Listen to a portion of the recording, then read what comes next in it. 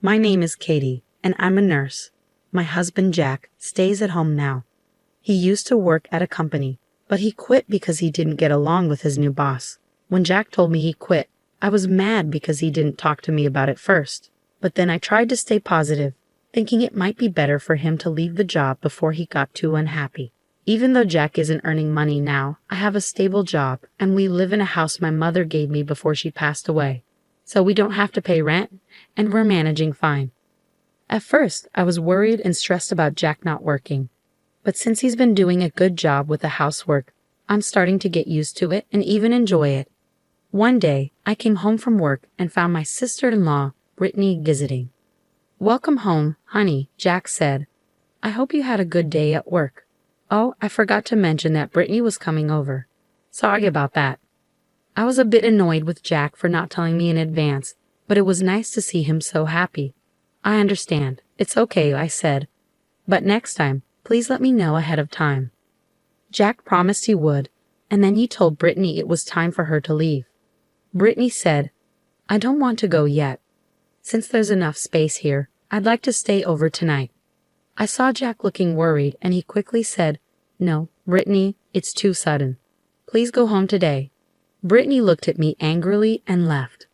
I was curious why Brittany came all the way over, especially since she had recently gone through a divorce and had nowhere else to go. She had moved back into my parents' small apartment, and they had asked her to find a job and help out with expenses, which made her feel unwelcome. I felt bad for her. After Brittany left, I told Jack how I felt. I didn't understand why he was so concerned about her.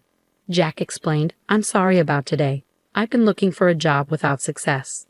I just needed someone to talk to, so I let her stay." I was upset with Jack for his thoughtless actions, but I knew he needed support. I said, "Okay, it's better to have someone around than to be alone in that situation. But next time, please call me and make sure she leaves before I get home."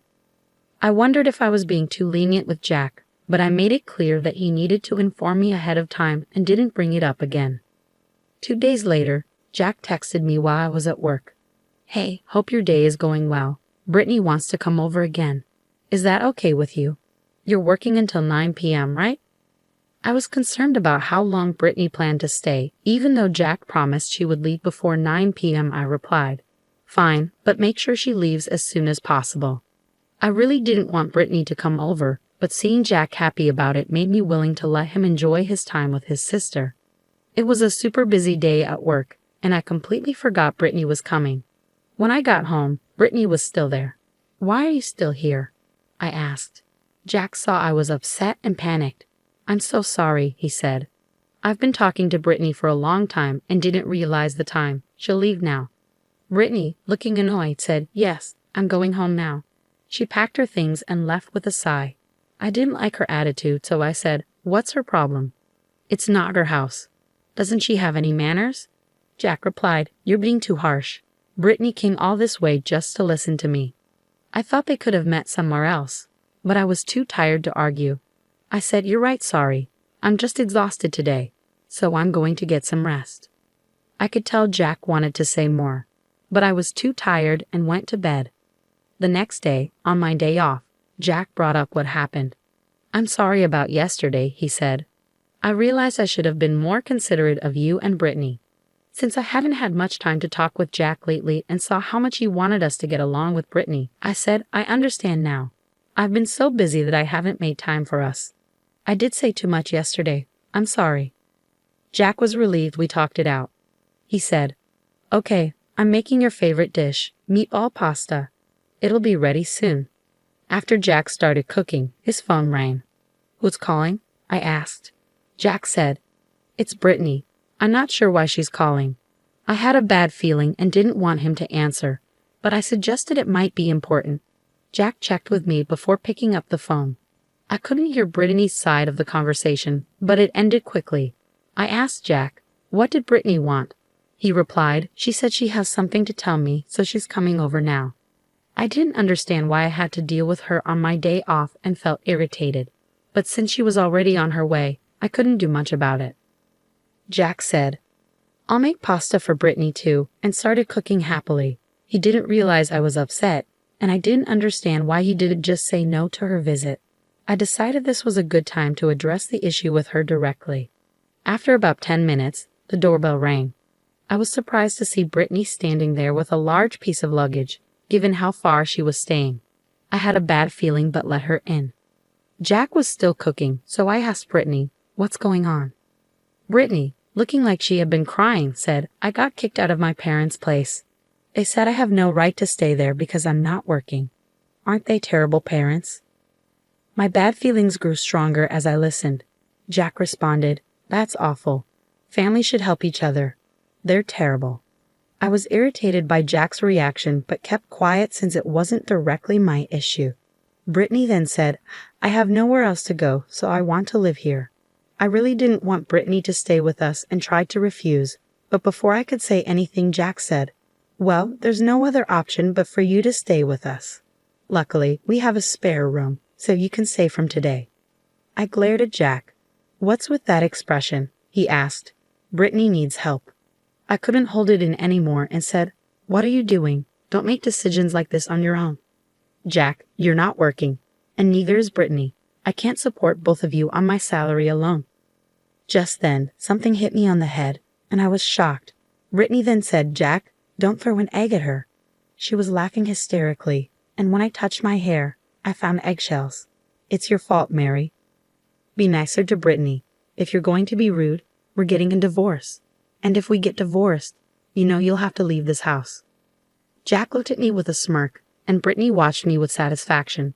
Since I didn't respond, they thought I was convinced. Jack said, "Mary, are you ready to apologize?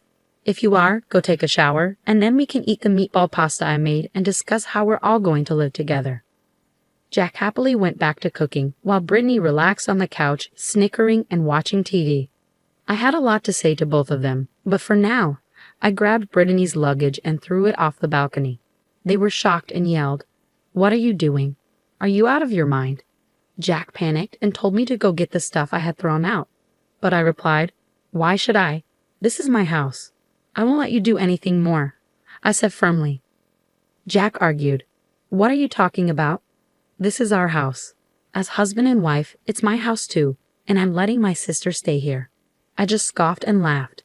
Jack asked, "What's so funny? Don't you know I own this house?" I said, "It was given to me by my mother, so you have no claim to it."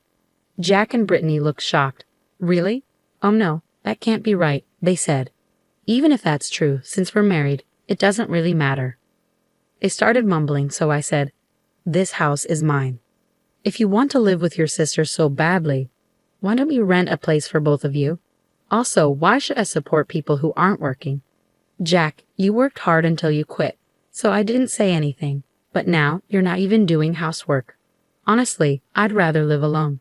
When I shared how I'd been feeling, Jack replied, "Oh really? So that's how you feel? Well, I don't want a wife who doesn't support my family and can't even appreciate me for taking care of the house." As he said this, Jack pulled out a divorce paper. Seeing how neatly it was prepared, I realized that Brittany must have come up with the idea.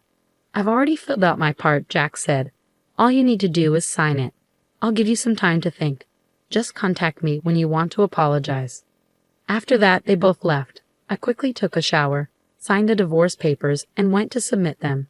I suspected that Jack had shown me the papers to scare me. Even though it was Brittany's idea, Jack went along with it, and I didn't want a husband who would do that to his wife. A few days later, Jack called and asked, "Are you ready to apologize?" I was furious and replied, "Shouldn't you be the one calling me first? I don't have time for this." Jack's condescending tone made me even angrier. I said, "Why are you calling me all of a sudden? Why should I contact you? A stranger now." He responded, "What do you mean, a stranger? Is something wrong with you?" It was clear Jack didn't understand what was happening, so I told him calmly, "I've submitted the divorce papers and it's finalized.